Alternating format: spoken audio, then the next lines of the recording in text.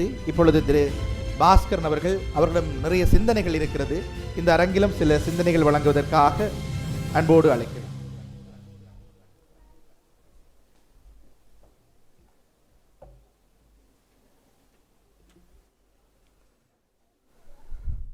என் இனத்தின் விடுவிக்காய் தங்கள் இன்னுயிர்களை ஈகம் செய்தோரை நினைவில் நிறுத்தி யாழ் ஐடி 15 ஆண்டுகளை கடந்து 16வது ஆண்டிலே காலடி பதிக்கிறது. அந்த 16வது ஆண்டு ஒரு சுவீட்சமாக ஆண்டாக மலர்ந்திருக்கிறது. சகோதரருக்கு என்னென்னு சொல்லி சொன்னால், சிறியண்ணா கைகோத்திருக்கிறார். ஸ்ரீதாஸ் அவர்களை ஏறத்தாழ 20 ஆண்டுகளுக்கு மேலாக தெரியும். நல்ல நண்பர். எப்பொழுதுமே அமைதியாக இருப்பார். ஆனால் இந்த இனத்தின் மீதும் இனத்தினுடைய விடுதலையின் மீதும் அளவற்ற பற்று கொண்டவர். அவருடைய நெருங்கின நண்பர்களுக்கு மட்டுமே அது தெரியும். ஏராளமான சந்தர்ப்பங்களில் ஏராளமான நேரங்களில் அவருக்குள்ளே குமுறுவதுண்டு. இந்த இனத்தை புலம்பெயர்ந்த தேசத்தில் இருக்கக்கூடியவர்கள் ஏராளமான பேர் நேசிக்கின்றார்கள். அந்த நேசிப்பை தாண்டி அந்த இனத்துக்கு ஏதாவது செய்துவிட வேண்டும் என்கின்ற எண்ணத்தோடு பயணிக்கக்கூடியவர்கள் சில பேர் மட்டுமே. அதில் தாசண்ணாவும் ஒருவர். அவர் இந்த அரங்கத்தில் பேசுகின்ற பொழுதே அவருடைய உள்ள குமுறல்கள் அவருடைய வார்த்தைகளிலே விளங்கியது. நாங்கள் ஒரு நீண்ட போர்ச்சூழலுக்கே வாழ்ந்த ஒரு இனம். கிட்டத்தட்ட ஒரு 30 ஆண்டு காலம் எங்களுடைய இனம் பின்னோக்கி நிற்கிறது. நான் என்னுடைய வாழ்நாளிலே நேரடியாக கண்ட காட்சி, தமிழ்நாட்டிலே ஒரு ஐடியினூடாக அந்த நாட்டினுடைய பொருளாதாரம் ஒரு 20-25 ஆண்டுகளுக்குள்ளே எவ்வளவு ஒரு தலைகீழான ஒரு புரட்சியை ஏற்படுத்திய என்பதை நான் என்னுடைய வாழ்நாளிலே நேரடியாக பார்த்திருக்கிறேன். நான் 1997-98 ஆண்டுகளில் இருந்து இந்தியாவுக்கு சென்று வருவது வழக்கம். அப்பொழுது அங்கே ஐடி உருவாகி கொண்டிருந்தது. அந்த துறையில் ஏராளமான இளைஞர்கள் யுவதிகள் தங்களை ஈடுபடுத்தி கொண்டிருந்தார்கள். ஒரு காலகட்டத்திலே அது ஒரு பெரிய சந்தை பொருளாதாரமாக மாற்றப்பெற்றது. 7,000, 8,000, 6,000 ரூபாய்களுக்கு வேலை செய்த இளைஞர்கள் லட்சக்கணக்கிலே கோடிக்கணக்கிலே புலம்பெயர்ந்த தேசத்திலே போய் உழைக்கக்கூடிய ஒரு மாற்றம் உருவானது. அந்த மாற்றத்தின் ஊடாக அங்கே இருக்கக்கூடிய காணிகளுடைய விலை உயர்ந்தது.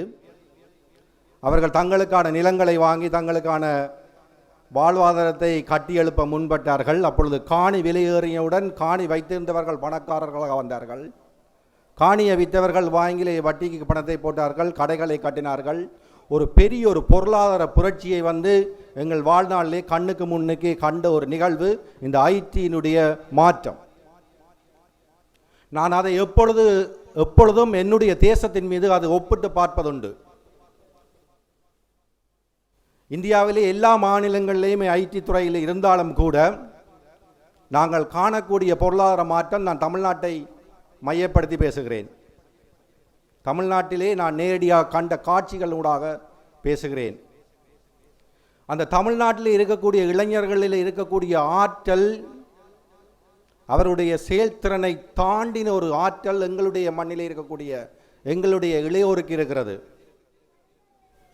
அந்த இளையோர் அந்த ஐடி ஃபீல்டை அந்த துறையை சரியாக பயன்படுத்தி கொள்ளவில்லை என்கின்ற ஆதங்கம் எப்பொழுதும் எனக்குள்ளே இருக்கிறது. எங்களுடைய பெற்றோர்கள்ட்டே ஒரு மதிப்பீடு இருக்கிறது. படித்தால் எனது பிள்ளை டாக்டருக்கு தான் படிக்க வேண்டும், இன்ஜினியருக்கு தான் படிக்க வேண்டும், ஆசிரியராக வர வேண்டும். ஏனென்று சொன்னால் அவர்களுக்கு அந்த ஐடி துறை சார்ந்த நாலேஜ் இல்லை. அதனூடாக எவ்வளவு பெரிய மாற்றத்தை தன்னுடைய பிள்ளை சந்திக்கும் என்ற ஒரு தொலைநோக்கு பார்வை இல்லை. அதுக்கான விழிப்புணர்வுகள் எங்கள் மண்ணிலே ஏற்படுத்தப்படவும் இல்லை.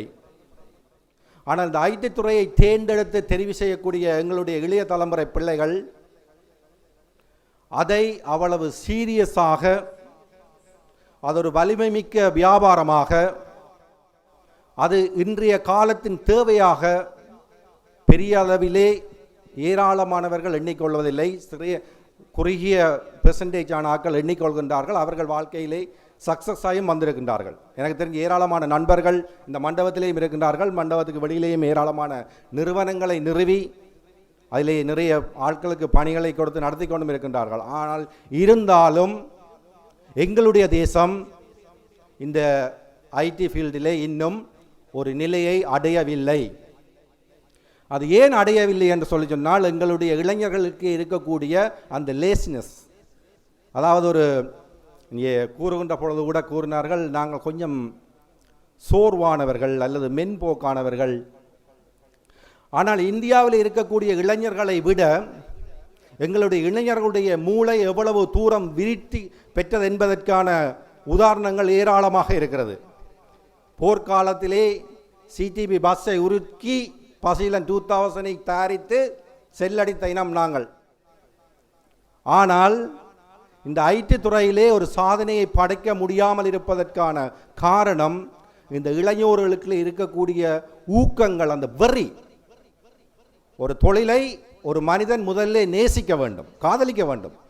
செய்கின்ற தொழிலை முதல்ல காதலிக்க வேண்டும். அந்த துறையிலே ஒரு இலக்கை அடைய மட்டும் தூங்கக்கூடாது, உறங்கக்கூடாது. நான் எப்போதும் சொல்வதுண்டு, ஒரு விடயத்தில் காலை பதிக்கக்கூடாது, காலை பதித்தால் கரை காணாமல் வெளியில் எடுக்கக்கூடாது. இந்த மண்டபத்திலேயே ஒரு உதாரணத்தை பார்க்கலாம். இன்று இந்த நிகழ்ச்சி நடந்து கொண்டிருக்கிறது. அதாவது எங்களுடைய இளைஞருடைய இந்த சிந்தனை ஓட்டம், எங்களுடைய தொலைநோக்கு பார்வை எப்படி இருக்கிறது என்பதற்கு ஒரு உதாரணத்தை சொல்கிறேன். ஏன் நாங்கள் பின்னுக்கு நிற்கின்றோம், எங்களுடைய திங்கிங் ப்ராசஸ் எங்கே நாங்கள் ஃபெயில் ஆகிறோம் என்பதற்கு உதாரணம் சொல்கிறேன். ஸ்ரீயானா பேசிக் கொண்டிருக்கின்ற பொழுது பின்னுக்கு இருந்து ஏராளமான இளைஞர்கள் கதைத்து கொண்டிருக்கிறார்கள். அந்த இளைஞர்களுக்கான அந்த சிந்தனை ஓட்டம் என்பது, இங்கே ஒரு விழா நடக்கிறது, ஒரு நிகழ்வு நடக்கிறது, இங்கே அமைதியை பேண வேண்டும், அங்கே ஒருவர் பேசிக் கொண்டிருக்கின்றார் என்கின்ற அந்த சிந்தனை அவர்களுடைய எண்ணத்திலே வருவதில்லை. இரண்டாவதாக, இந்த நிகழ்ச்சிக்கான ஒரு ஏவி இங்கே பிளே பண்ண போகிறது. அந்த பிளே பண்ணுறதுக்கு ஆன ஆயத்தம், அந்த அறிவித்தல் முடிந்த பின்புதான் அதுக்கான இளைஞர்கள் ஏற்பாடு செய்கிறார்கள். இல்லை, இந்த நிகழ்ச்சி முடிந்தவுடன் அந்த நிகழ்ச்சியை பிளே பண்ணணும் என்றால் அதுக்கான ஆயத்தத்தை முன்கூட்டியே ப்ரொஜெக்டை செட் பண்ணுறதா இருக்கலாம், பிளே பண்ணுறதா. அந்த சிந்தனை என்பது, அந்த கோஆர்டினேஷன், அதாவது ஒரு நேரத்தை விரயம் செய்யாமல் நிகழ்ச்சிகளை நடத்துவது, நேரத்தை விரயம் செய்யாமல் எங்களுடைய வாழ்க்கையை பயணிப்பது, நேரத்தை விரயம் செய்யாமல் எங்களுடைய அடுத்த கட்ட தொழிலை எப்படி கொண்டு செல்வது என்பதற்கு இதெல்லாம் ஒரு சின்ன சின்ன உதாரணங்கள். இன்று இந்த மண்ணில் இருக்கக்கூடிய ஏராளமான இளைஞர்கள் நடக்கிறதுலேயே ஒரு ஸ்லோ மோஷனாக தான் நடப்பார்கள். பார்க்கின்ற பொழுது கொதிப்பு வரும். ஏன் தான் அப்படி நடக்கின்றார்களே தெரியவில்லை. அந்த அந்த சோர்வுத்தன்மை, அந்த லேசினஸ் எல்லாமே எங்களுடைய முன்னேற்றத்துக்கு ஒரு தடையாக இருக்கிறது என்பதை கூட இந்த இளைஞர்கள் நினைக்க மறக்கிறார்கள். நாங்கள் செய்கின்ற தொழிலே ஒரு சுறுசுறுப்பாக இருக்கணும், ஒரு உற்சாகமாக இருக்கணும், செய்கின்ற தொழிலை நேசிக்க வேண்டும், அந்த தொழிலே ஒரு சாதனையை படைத்து விட வேண்டும் என்று ஒரு வெறியை உங்களுக்குள்ளே விதைக்காத வரையில் நீங்கள் எடுக்கின்ற முயற்சிகளில் கடைசி வரையும் வெற்றியடைய முடியாது. இன்று 15 ஆண்டு காலம் ஒரு இளைஞன் தன்னிச்சையாக முயற்சி செய்து இத்தனை மாணாக்களை உருவாக்கி, அந்த மாணாக்களூடாக ஏராளமான தனியார் நிறுவனங்களை உருவாக்கப்பட்டிருக்கிறது என்று சொல்லினால், அந்த உழைப்பு இந்த ஐடியிலே வேலை செய்யக்கூடிய, சாதிக்க வேண்டும் என்று நினைக்கக்கூடிய அத்தனை இளைஞர்களுடைய இதயத்திலுமே ஆழமாக பதிய வேண்டும்.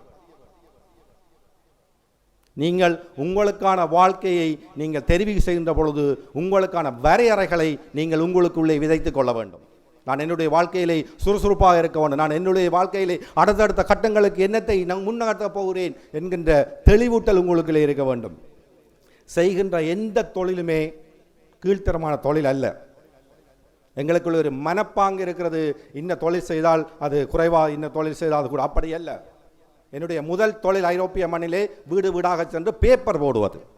நான் இன்றைக்கும் பெருமையாக சொல்லுவேன். மழை பெய்யும், குளிரடிக்கும், சினோக்கோட்டும், எந்த நிலை வந்தாலும் 235 வீட்டுக்கு நான் பேப்பர் போட்டே ஆகும்.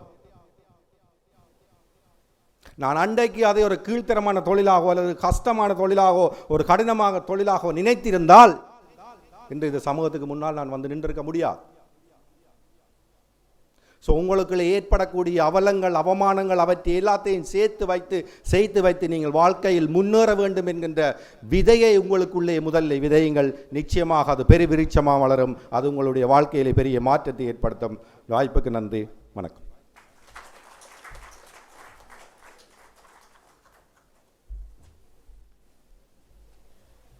மிக ஒரு தன்னூக்கமான சிந்தனை விதைத்தார் திரு பாஸ்கரன் அவர்கள். நான் அவரை பார்க்கிற பொழுது நினைப்பதுண்டு, இவருக்கு கிட்டத்தட்ட எங்களோட இப்படி வயசு குறைவாக இருக்கும் என்று. எனக்கு 42 வயசு தான், பார்த்த பெரியாள் மாதிரி இருக்கும். 39, அது சரிதான். மிக இளைய வயதிலே மிக முன்னோக்கி பயணிக்கின்ற ஒருவர். புலம்பெயர்ந்த நாடுகளிலே போய் ஏர்போர்ட்டில் போனால் அங்கே லிபரான்னு இருக்கும், தொலைத்தொடர்பு. இது அதுங்களுடைய தமிழர்கள் லைக்கா லிபரா இதெல்லாமே நம்முடைய தமிழர்களுடைய வலைப்பின்னல் என்று பார்க்கிற பொழுதெல்லாம் ஒரு பெருமை நிமிரும். அதுக்குள்ள பீக்கென் அர்த்தம் எல்லாத்துக்கும் அர்த்தங்கள் இருக்கிறது. மிக பெருமையோடு தான் பலர் சாதித்தார்கள், இன்னொரு மண்ணில் நின்று நிமிர்ந்து நிற்கிறார்கள். அந்த நிமிர்வு எண்ணம் ஒரு காலப்போக்கில் இந்த மண்ணுக்குள்ளே வரும். காலம் யாருக்காகவும் பார்த்திருப்பதில் ஓடிக்கொண்டிருக்கும், அதனோடு சேர்ந்து ஓடுகின்றவர்கள் முன்னோறி கொண்டிருப்பார்கள் என்கின்ற தத்துவத்தை இவருடைய அந்த சிந்தனைகளை ஏற்றுக்கொண்டு